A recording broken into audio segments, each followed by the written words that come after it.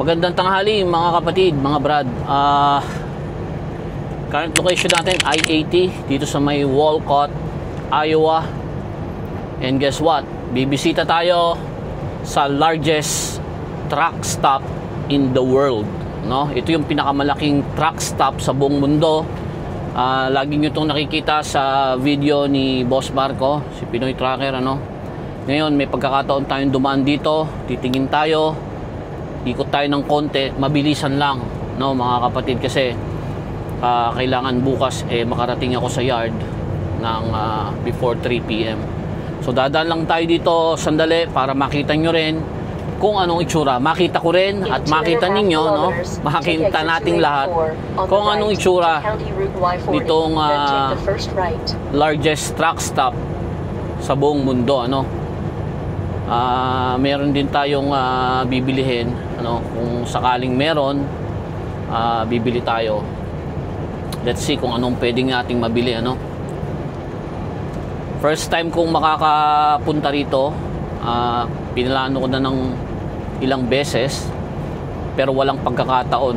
Nagkataon na yung load ko ngayon is galing dito sa Morton, ano, at ito talaga yung ruta ko pabalik ng yard, no. Kaya meron tayong tsansa na bumisita dito. Kung alam ko lang na meron ditong pilot, ano, dito lang sana ako naligo, kasi naligo ako doon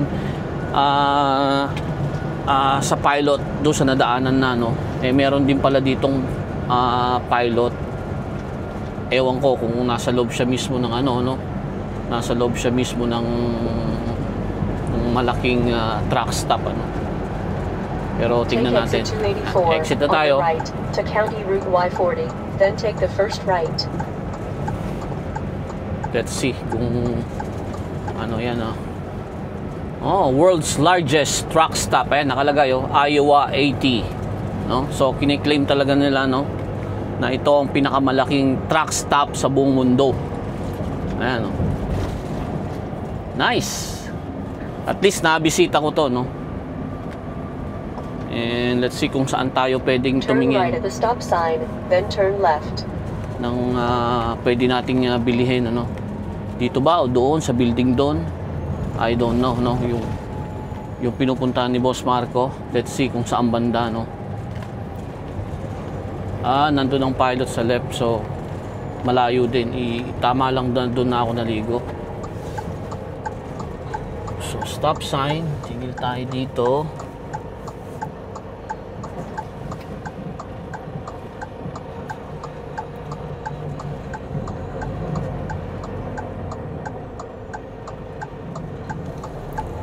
Siya.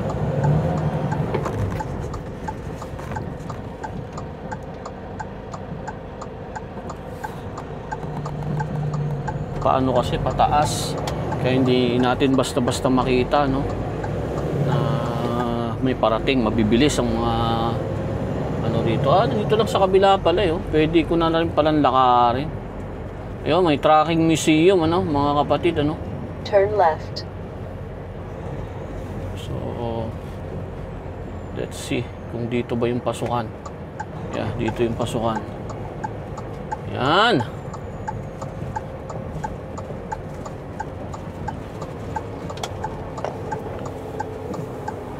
Welcome to Iowa 80 truck stop.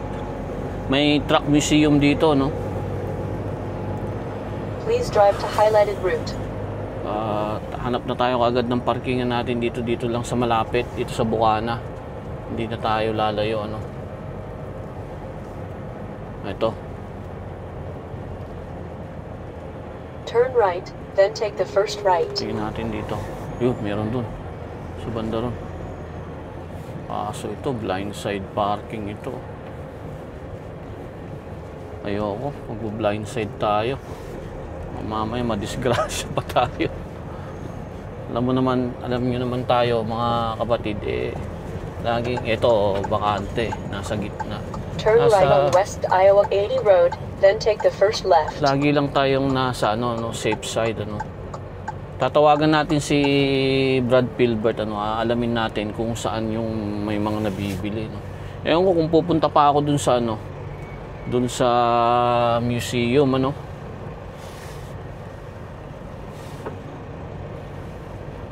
Nakabalagbag itong isa na to eh. Nakabalagbag.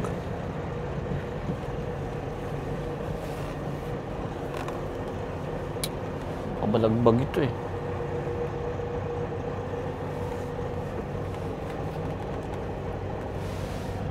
Ito na lang tayo.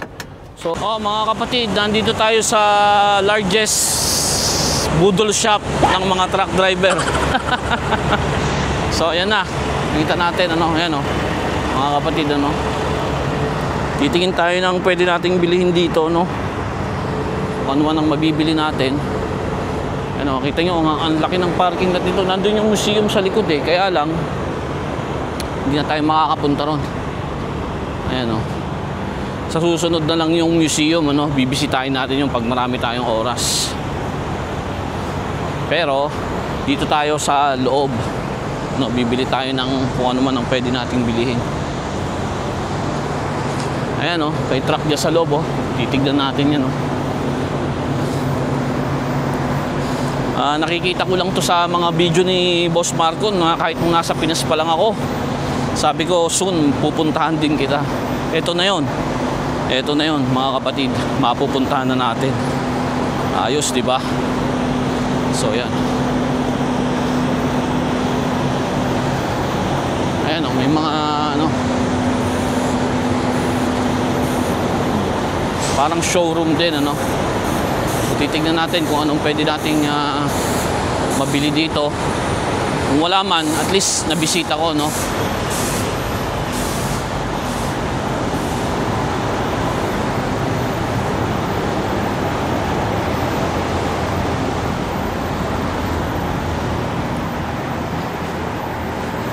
tayo sa budol shop. Marami mabibili dito, mga kapatid. Ang ganda ng truck, meron din pala dito yung yung mata. Makita nyo, yung yung nakay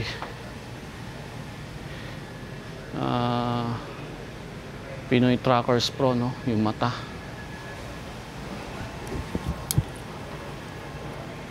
Hindi tayo bibili niyan, mga kapatid.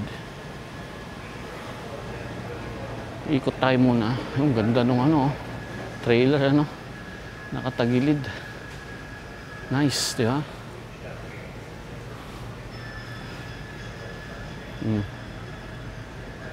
2000 Freightliner Classic. Ang galing, di ba?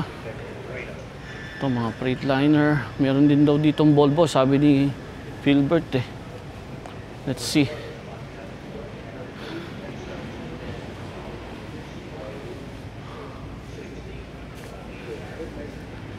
Ang daming ang daming pambudol. $51 pala to, pero matibay na klase, $51. So ikutan lang natin ng mabilisan, mga kapatid, tsura nito.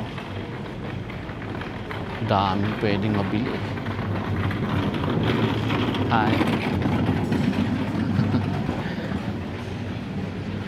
mga headlight, mga kapatid, Pag marami kang pera dito, marami kang pag-aaksayahan, marami kang gagastusin.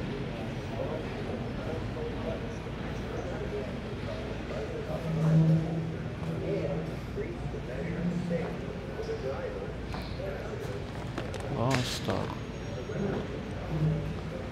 $3,899 itong headache rock. Ito yellow na truck, nice, diba, mga kapatid? Galing, ganda,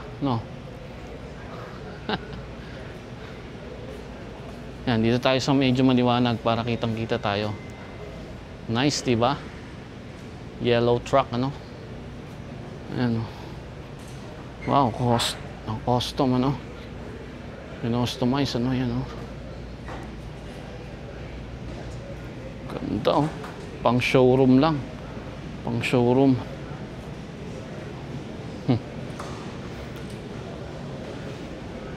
Umiikot pala to mga kapatid. Ayan o. Gumagalaw yung ano. Kung nasaan siya, umiikot. Nice. Kaso wala tayong masyadong budget na panggastos mga kapatid. Pero titingin tayo nung ito yung sa akin oh. See? Yung aking headache rack nandito mga kapatid. Ayan. Binibenta nila ng 3,899. Ayan oh. Di ba? Ganito yung sa akin mga kapatid. Oh.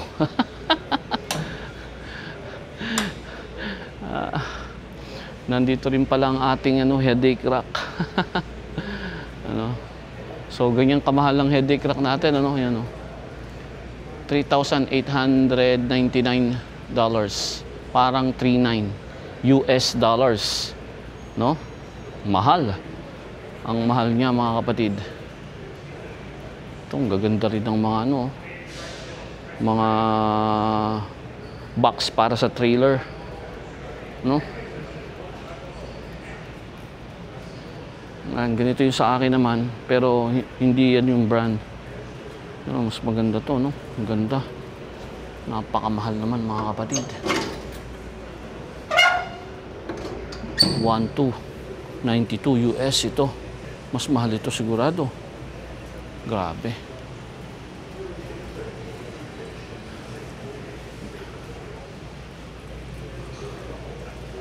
Ito mga tarps oh. Ano kayang tarp itong mga to? Yung sa akin kasi Verdun. Napakamahal ng panggawa ng tarp oh. $70 US. Grabe. Ang mahal mga kapatid.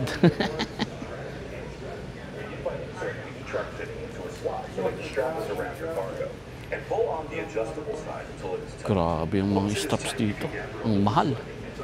Ayan o. Itong isang piraso nito, $47. Ginto mga kapatid. Napakamahal.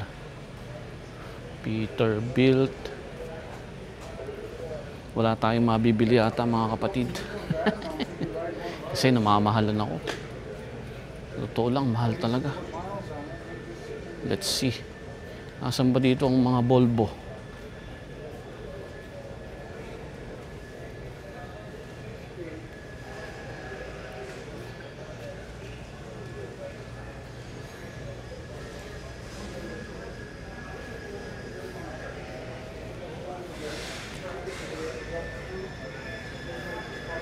Tingnan natin ito 31.99.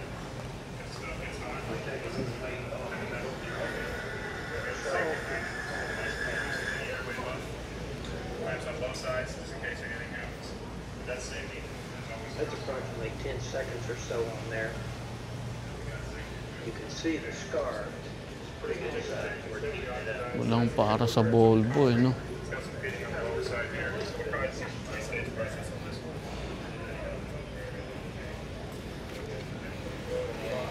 Ito na.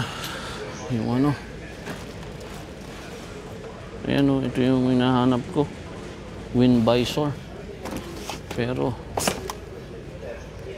magkano mga presyo niyan? 50 nga lang to mura lang. Pero ang tanong,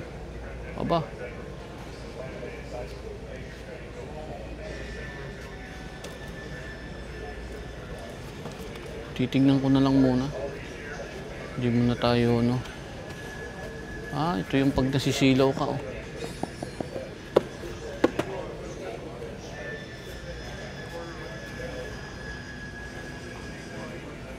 Bent visor side window deflector. Kaya lang hindi na natin alam kung pang anong, hindi ko pa naman nadala yung salamin ko. Pero 100 plus mga kapatid.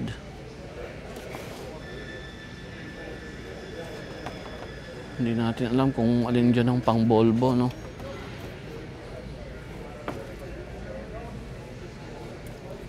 Nandito sana yan eh. Kaso wala, hindi ko dala-dala yung salamin ko. Malabo yung mata ko.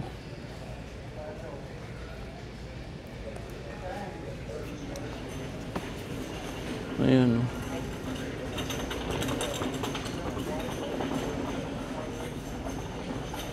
Hindi, baka hindi siya ano sa ito. Ito, oh. Pag Volvo, fits new VN 860, 760.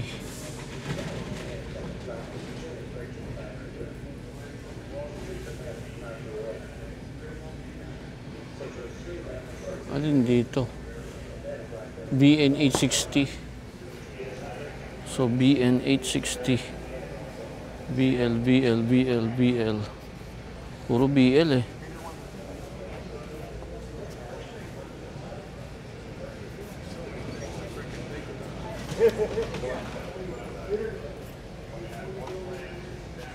Freightliner BL 825. Itong sa Volvo Kenworth. Ito Freightliner ito. Dito international. Asan ang Volvo? Ito VL 871. VL 871. Tingnan natin ah.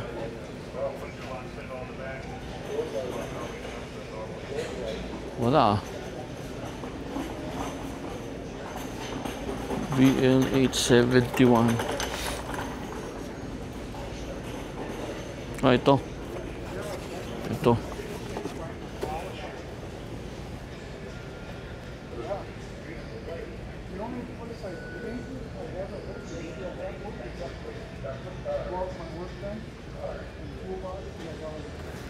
Ang problema nito, hindi ko sure kung talagang pasok ito, no? Mahal, mga kapatid. Tsaka na tayo bibili. Pero marami, no? VL 871. Picturean na lang natin, ano? Kung anong Belmore na hindi ko pala nadala yung cellphone ko. Ayan, video na lang natin. Ayan. VL 871. Ayan. So yun lang. Balik na tayo mga kapatid. Hindi na tayo bibili ng ano. Tsaka na.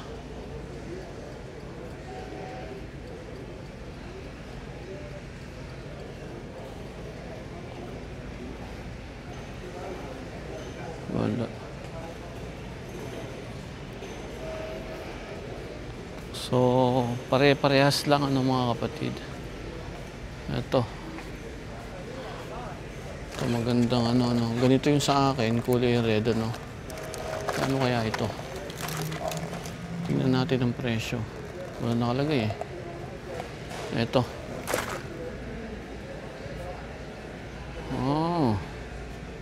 May iba-iba rin, no? May mga tier din siya, 59.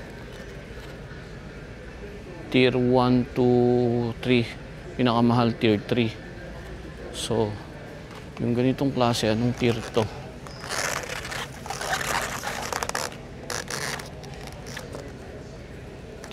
Tigmamadali ako, hindi ko nadala yung salamin ko. But anyways, yeah. Ito ang itsura ng ano. Meron ako hindi nadaanan dito eh. Emblem clocks. Ay, mga nilalagay sa manibela yata to. Ito. Ito mga naka-istante. Yung mga ano. Pag gusto mo nang may lock yung ano mo, no? Yung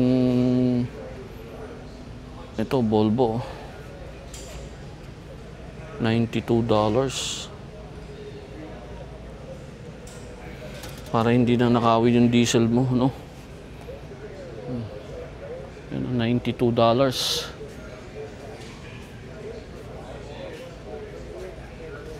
Ayan, sa mga cambio, ilalagay mo, no?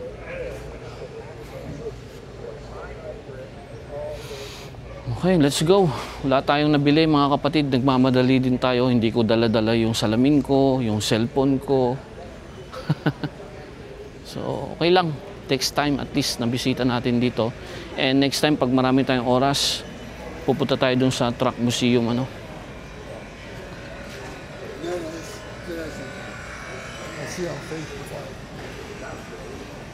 Let's go na mga kapatid.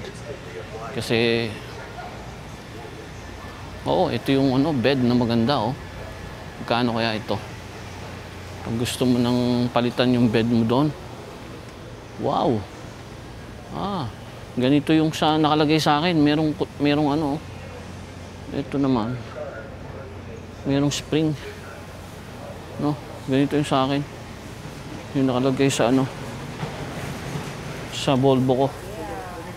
Ganyan, ito pa. Oh, ang laki. May mga spring din.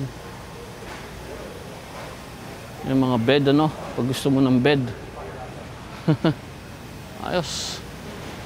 Ganda nitong truck, ano. Ito, gusto ko to, eh, oh. Pero wag naman, ano, Canadian plug dapat. Pang, ano, ng mga, ano, bags, ano. Bibili tayo niyan later on. Okay. Marami pa sana akong gustong tignan, no? Kaya lang, eh, wala na tayong oras, eh. Ito, mga antena. Baka meron pang Volvo.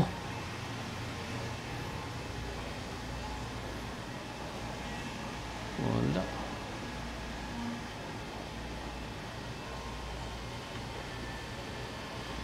Yung adapter ng Volvo sa gilid, eh, ang hinahanap natin. Tsaka na, pag marami tayong oras. So, yun lang mga kapatid, ano? Balik na tayo sa truck. Ayan, yung ano, oh. Iowa 80, ano? Yung mga truck, ano? Ayan. Let's go mga kapatid.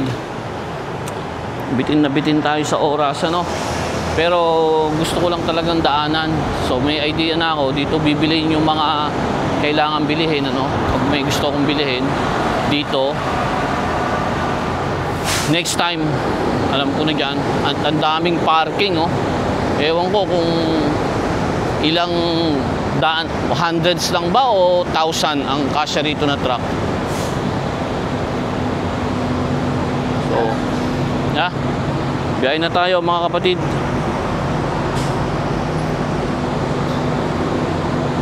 Kailangan na nating umabante kasi 1:36 na. Alas 2, mga 10 tayo mag-i-stop. 10 tayo mag-i-stop ngayon.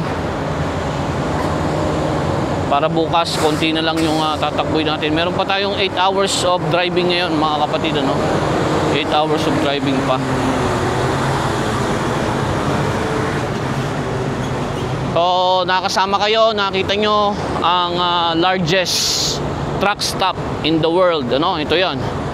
Ayun yung trucking museum, ano? Pinuntahan na rin ni Boss Marco yan. Nandiyan yung mga old trucks, ano? Bibisitahin din natin 'yan next time na pumunta tayo at marami tayong oras. Pero ngayon, wala tayong oras. Kaya yan lang muna mga kapatid, ano? Kita-kita tayo sa daan. Isang magandang tanghali.